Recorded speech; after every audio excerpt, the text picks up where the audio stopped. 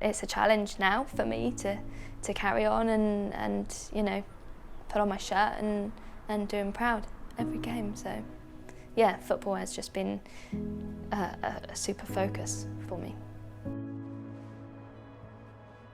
So it was actually Jordan who said, you need to go and play women's football. I used to go down, there were these kind of concrete football courts down by the town, and they've got those kind of futsal goals, those half-size goals. And I used to go down there with my twin brother, and we'd meet Jordan down there, and we'd play football in these courts. And I love playing football on concrete and trainers because you can just control the ball really well. And I was obsessed with freestyle football growing up, so I loved doing all the street skills and the tricks and stuff. And what Jordan used to do, I'd go out, because I was at that age, I was 17, 18, I was going out with my friends, and I'd bump into Jordan and he would say, oh, this is my sister and she's better at football than all you lot, because I would go and play football down there with him. And I wasn't better than him, but he always used to say that I was. I think he wanted me to believe in myself more than anything. Illusion, you've got to get through that hole. 10 seconds. I was training, I was in the gym, and he said, look, you're really good at football. And he would go and tell my dad all the time, Danni's really good at football, she needs to join a team. So I said to him, and I remember I went round and I said, look, I can go back to playing more. And he said, yeah, do it. So I did, and he came with me to my first game, and I remember looking over, and this is when I was an adult, I remember looking over, and my big brother stood there with his hands in his pockets watching the game, and I thought, oh, yeah, that's brilliant. And I did score again that game, so yeah. I will always thank him for giving me that push to say, just get back to football, and yeah, and kind of never look back from that point. Jordan went missing. He went out on a bank holiday Sunday, and he didn't return home the next day, and I didn't really know what to think at first. I thought, okay, because it was out of character for him as well. I didn't think kind of the worst or anything like that. I just was slightly worried.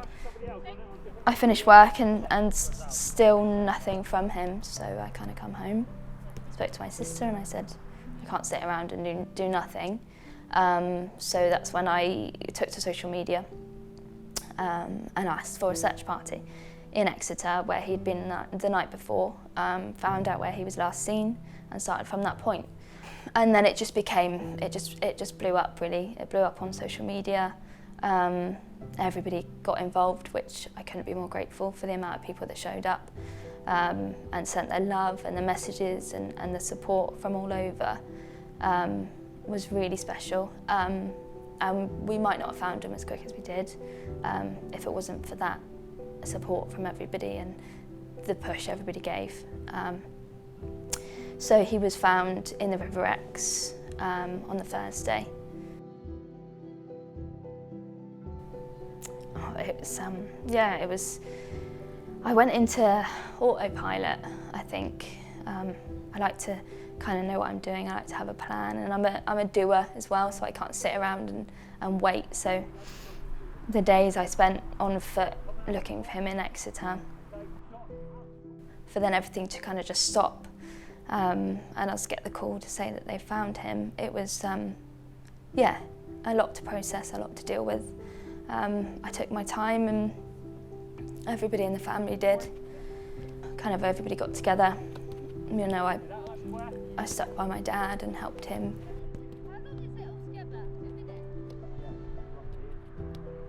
And then when it came round to it, we had our away fixture to Exeter, and that's played at Exwick. And the pitch lies along the river where my brother passed. So Exeter City's captain, Mantfi, reached out to me after losing her brother the year before. I'm close with Mantfi, and we've spoken a lot about what we're both been through and going through. She reached out and asked if a minute's silence would be a nice thing to do for my brother. And I said, yeah, definitely. And yeah, both teams got together. The rivalry didn't seem to matter too much to me on the day. Everyone wore black armbands out of respect, and we had a minute's silence. Yeah, and we played the game. So that was definitely a moment for me. a moment of respect towards that club. You know, a club I've been with before. Some people on that club that mean a lot to me, and yeah, and that support they gave. Go back through the square, Danni.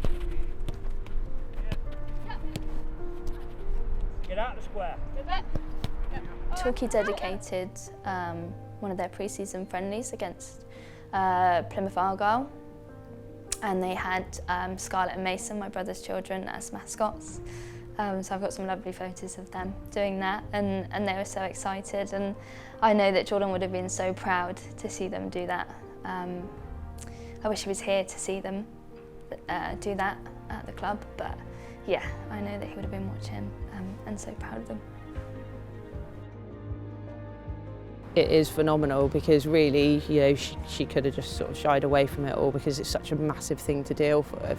But I think, you know, and I speak to Danni quite a lot, and I think football is one of those things where you go out on the pitch and it's your escape, you know, for those however long you're out there, sort of 45 minutes, 90 minutes, like you forget everything and you focus on that.